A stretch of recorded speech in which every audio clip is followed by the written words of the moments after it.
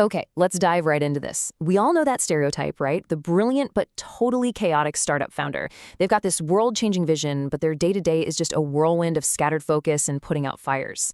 Well, what we're talking about here is a system designed to fix that, to turn all that visionary chaos into progress you can actually count on. And this quote just brilliantly nails the core issue. So many founders treat their venture like it's a 100-meter dash, when, let's be real, it's a marathon with no finish line in sight. They go all out from day one, and what ends up happening? They burn through themselves, their teams, their cash, and even that amazing vision way before the race is truly underway. So, what does this burnout pattern actually look like on the ground?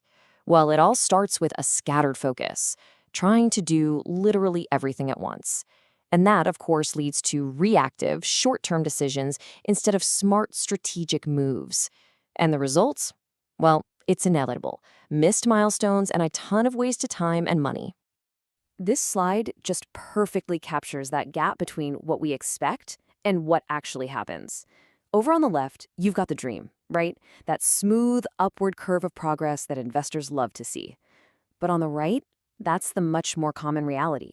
A tangled, messy knot of chaos, where every unfocused move just burns through precious runway with completely unpredictable results. Now, this isn't just a problem for the founder's well-being. This is a critical issue for investors. Because all that chaos, that whole burnout pattern, it has a direct and very measurable impact on the health of your portfolio. Let's just break down those costs for a second. First off, you've got this huge key person risk when everything hinges on one single overstressed founder. Naturally, this creates some pretty justifiable anxiety for investors as they watch potential growth just stall out. And all that precious runway, it gets wasted, not because the ideas were bad, but because the founders simply ran themselves into a wall. And this right here, this is a really crucial insight. The real killer of a startup's potential often isn't the market, it's not the competition, it's this silent internal threat of systematic error. It's the bias, the lack of strategic consistency, it's that fundamental flaw in the founder's own approach that quietly destroys value from the inside out. So, how do you fight this silent killer? You don't just give advice or teach some theory. You install an operating system. And that's what this is, the Founder OS. A system designed to make success, well, predictable. So what exactly is Founder OS? At its core, it's the system that transforms all that potential we talked about into predictable progress and ultimately ROI. It's really about turning pressure into performance, which is a skill you can actually install, not just some talent you have to be born with. So let's see how this thing is built, starting with the very first pillar, energy and mental resilience. This is the absolute foundation. Seriously, without this, nothing else matters. It's about proactively managing physical energy, sleep, nutrition, and building that mental toughness to handle all the inevitable setbacks without derailing. It's the engine that powers the entire system. Okay, the second pillar is focus. In a world with infinite distractions, the ability to consistently identify and then execute on the one or two things that truly matter, that is a superpower. And this is about more than just managing your time. It's about building systems to eliminate distractions, to say no strategically, and to protect that deep work time where the real breakthroughs actually happen. Pillar 3 is all about decisions. A startup is really just the sum of all its decisions, right? This pillar installs mental models and frameworks to de-bias that whole decision-making process. It helps founders separate emotion from analysis, avoid common cognitive traps, and make consistently high-quality choices, even under intense pressure. This is what prevents those little short-term fixes that totally sabotage the long-term vision. And finally, work-life integration. Now notice we're not saying balance here, because that often feels impossible, right? This is about designing a life where work and your personal well-being aren't in conflict, but they actually support each other.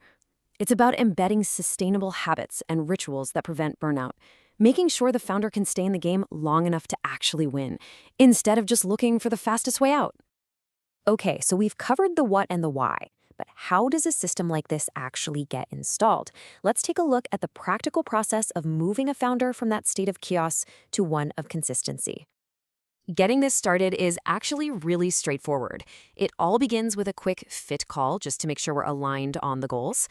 Then you select a delivery model that really suits the portfolio's needs. And from there, a concrete plan is developed to start de-risking that investment right from day one. And the delivery models are super flexible. They can range from a quick 4-week sprint, which is great for new cohorts, to a more comprehensive 8 to 12-week core build-out, and even a quarterly embedded partnership to really make the Founder OS a core part of a fund's DNA. And what you get is tangible stuff. We're talking workshops for learning the systems, labs for actually putting them into practice, dashboards for tracking progress, and reports that give investors those portfolio-level insights and a real sense of confidence. Now, I know what you might be thinking. This all sounds great, but where's the proof? Where's the hard data? Well, this next section is critical because it connects these so-called soft skills to some incredibly hard, data-driven results. So the proof comes from this absolutely fascinating experiment run by a team of social scientists. They took 1,500 entrepreneurs and split them into 3 groups. One group got no training at all, one got traditional business skills training, and the third group, they were trained in character skills. And the results, honestly, they were stunning. After the training, the founders who learned character skills, we're talking things like discipline, resilience, and proactivity, they grew their profits by 30%. I mean, that's nearly 3 times the growth of the group that just got standard business training. So why the huge difference? Well, it really boils down to this. Business knowledge helps you react to opportunities that come your way. But character skills, the very core of the Founder OS, they help you create, grow, and even multiply those opportunities over time. It's the difference between just playing the game and actually changing the game itself. So here's the bottom line. Hard skills are essential to run your business today. Nobody disputes that. But it's the soft skills, the character skills, that actually sustain its future and drive its growth. And that brings us to the final and maybe the most important question for every single investor out there to think about. When you look at your portfolio, is founder success something you're just hoping for? Or have you installed a system to make it predictable, repeatable, and ultimately inevitable?